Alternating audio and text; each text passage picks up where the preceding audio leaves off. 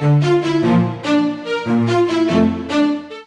my name is Nduta Aweru from Eve Woman, and today we're going to have a very good discussion about so many things that you guys have been sending us about so many different topics. But before we go on, let me introduce our guest for today. Hi, thanks for having me. Thanks for being here. My name is Maggie. I am Maggie Gitu. I'm a marriage, family, and sex therapist. To be honest, people never hear the marriage or the family, they go right to the sex. So it's fine. I'm actually a sex therapist. That's perfectly fine. I'm excited to be here. Thanks for having me. Wonderful. One of the many questions that you guys have sent to us is about self-pleasure, or the M word. I don't want to say it loud and clear because you know what we're talking about. So we're going to go right into it. Can you tell us a little bit more about it, about self-pleasure, about what people should know? Is it something that people do, or just go ahead? Interesting. That's an interesting. I get asked about masturbation every week. The M word would be masturbation, right? That's the official term. But self-pleasure is a very common practice. Most people do it. Most people deny doing it because there's an element of shame around it. There's an element of you shouldn't be doing this. There's so many myths around it. If you masturbate, you go blind, or yeah. People really kind of come up with ways to prevent it, right? But it's part of your sexual, part of your sexual repertoire, right? If you masturbate, that's fine. If you don't masturbate, that's also fine. It's really not this big dramatic thing that it's been turned out to be. It doesn't have to be anyway. Obviously, responsibility is key. Things like addiction to masturbation, which is how we usually tend to handle masturbation in our context. Masturbation is automatically assumed to be an addiction. But masturbating does not mean you're addicted to masturbating any more than having a glass of wine would make you immediately an alcoholic. However, you have to understand that it's just a part of your sexual repertoire and not the entirety of it. So if you're staying home and refusing to engage in normal everyday life just so you can masturbate, that's an indication that you're misusing a part of your body that you should enjoy but not misuse. Yeah. So get a little bit into it. What makes people turn to masturbation? Okay. So sorry, I'm laughing because we really do look at it as, oh my God, what drove them there? Nothing really. I mean, we walk around with our sexual anatomy every day, and sometimes you want to experience pleasure, and so sometimes you do, right? However, sometimes, at least when I think about it from my perspective, we sometimes use it as part of an intervention. I have used it in my office with clients as part of a greater intervention. So there are positive uses for masturbation, there are negative uses for masturbation, but the biggest driving force is pleasure. Even in those who are addicted to it or who are overdoing it, the idea here is pleasure, right? So what makes you know that you are overdoing? Because that's people sometimes just end up doing it once. What's too much and what's too little? Or is there any? What are the gaps? What are we talking about? Yeah, like the parameters, Yes. right? Yeah. We can't, just like with sex, we say on average this is how often people are having sex, but obviously some are more, some are less, right? With masturbation, it's not so much about do you do it once a week, you're okay. It's so much about the intention behind it. So if you're masturbating and you're hiding it from your partner, I would be concerned about that. Because hiding it is creating an interruption to the natural relationship between you and your partner, right? Whether male or female. If you're staying out of your normal everyday life, if you're refusing to go to work, if you're refusing to go to class, if you're kind of refusing to engage with your family or with your friends and you just want to stay home and masturbate, then that's a problem. yeah, that's a problem. Because when we look at pathology, we're looking at how do we determine, for example, you're drinking too much? The anatomy of pathology in general would be how does it affect your everyday life, right? So if it's impacting your everyday life in a way that is negative, that's a problem. Yeah. So that for me would be the first thing I look at. Also the reason behind it. If you feel your partner is not satisfying you, and so you're using masturbation kind of to fill the gap, instead of engaging with your partner, that's a problem.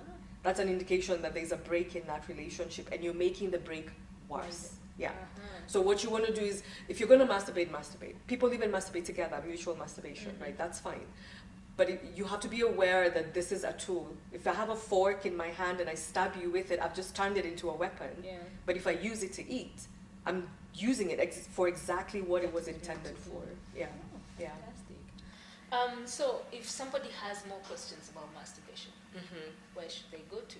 Because I know the internet is a very dark place. You can find so many things that you really don't want to, you are trying to figure out, but it doesn't work. So. That's true. You know, when I was doing my thesis, I had to study quite a bit on masturbation, and sites that are supposed to help you stop it was showing pornography at the bottom. So that's kind of, beats the purpose. But guys can email me or at gitumaggie@gmail.com. You can find me on Facebook. I have a page, Maggie Gitu. You can find me on Twitter, Maggie Gitu. So I do make a point of trying to respond to as many questions as I can.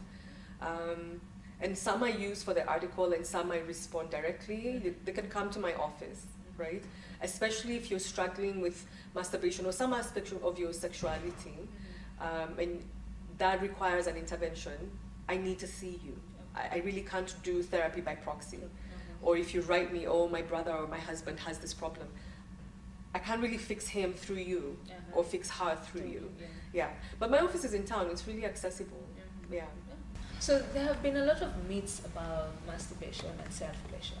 What kind of myths have you had, and what kind of myths do clients come to you with? I think you're right in the sense that there's a lot of misunderstanding about masturbation and what role it plays in a relationship or even in a person who's not dating. So one of those, the extremes would be like, if you masturbate, you'll go blind, or you'll go to hell, or it's a sin. Yeah, so from our perspective, professionally, we don't see, none of that has been born through research, for example, about blindness or mental. There's actually also myths that you lose your mind, like you become mad from masturbating, right? So those have not really been proven. Things like it's a sin, that's your own decision, whether you believe that or not. We don't really interfere with that. But then if you look at it from the context of a relationship, there are people who feel, if you're masturbating, does that mean that I'm not good enough for you? Does that mean that I'm not able to satisfy you? And in reality, that's not the same thing. Sometimes masturbation is about getting your sexual need met, and it's not anything against the other person. Whereas sometimes people do use it to redirect you guys are having problems, and rather than deal with it, you're just doing it for yourself. So it's about, look at masturbation as a tool, and it's about a positive use of that tool and a negative use of that tool. But the tool has no problem. When I talk about having a fork and using it to eat, the fork is just a fork. So I can use it for what it's intended, for food, or I can use it to stab you, and then I've turned it into a weapon, but I did that. The tool is the same. So masturbation has its value, and then it also has its negative aspects when we choose to misuse it. Yeah. Okay. Also, the other question that we get a lot is about the gender aspect of it. Yeah.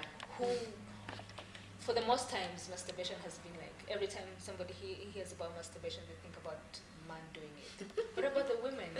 Yeah, it's like, are men the only ones masturbating? Yeah, they're not the only ones. They're just the only ones who probably admit to it. Because as women, we're not really allowed to admit that we can have pleasure without a man present. But men are allowed to admit that they can have pleasure without a woman, right? But both genders masturbate, and masturbate at pretty high percentages, right? We're also more, it's not modest, but we're more, I think, cautious about exposing our sexual behavior, because the judgments on women tend to be harsher than on men, yeah. But both genders masturbate. Pretty frequently too. So, let's talk toys. Okay. What are these things we should never do?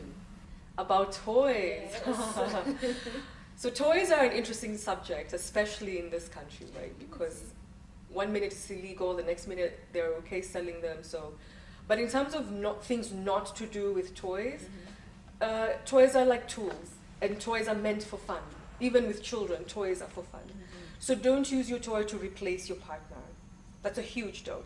A toy is supposed to enhance things, not replace, not replace your partner. Another thing with toys, hygiene is a big factor. Now, I know we're used to thinking of sex as, you know, one man and one woman, but the reality is the dynamics are so different. Two men, two women, one man and one woman, more than two people in a sexual context. So whatever the context, if you're going to include toys, hygiene is key. No sharing of toys willy-nilly with people. Clean them after use. Clean them according to manufacturer's instructions, and that's important because toys are made from different materials. So some materials are porous, and so they take in and they hold on to things that can allow the festering of germs, right? Yeah. Some toys I would suggest you use condoms on, especially if it's the kind of plastic that degrades, because you don't want it degrading inside you. That may not be the wisest. And so if you get a toy and if you smell it and the plastic smells off, put a condom on it. If you're going to share with someone outside of your partner, put a condom on it. But in general, toys are like toothbrushes also. Maybe don't share them. Just keep them between you and your partner and let that be that. Okay. And clean them. And dry them thoroughly. Like, this is really important, yeah. So one of the questions we got is that one of the women are complaining that the masturbation, her partner was masturbating, and she was thinking that it would affect his performance in bed. What's your take on that? I think that she may have a point.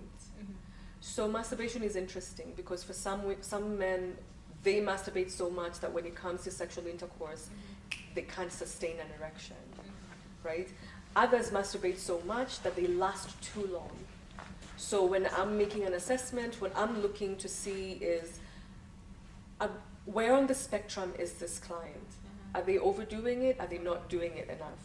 So remember when we talked about positive uses of masturbation. If her partner is masturbating all the time, it would make sense that the minute he feels the vaginal walls around his body, he would experience them differently, and that could make him too excited to sustain an erection, because masturbation, he gets to control how firm or how not firm the grip is. So it's really a question of sometimes it's important to reduce. Now, some men cannot last very long. And for those, sometimes we do tell them to masturbate before sexual intercourse to reduce the sensitivity of the penis. So it really is a tricky balance because it depends on what the client is coming in with. How about women? In terms of, does masturbation affect their performance in bed? Again, it can. So masturbation has I would say that the whole point is self-pleasure, right? You're controlling everything about that. But sex is a two-person affair. We're assuming we're dealing with two consenting adults, right? Sex is a two-person affair, and that means sexual pleasure, the end game might be the same, but how you get there is different, right? So if a woman is used to pleasuring herself and is expecting the same outcome, the same journey with her partner, it is going to be different.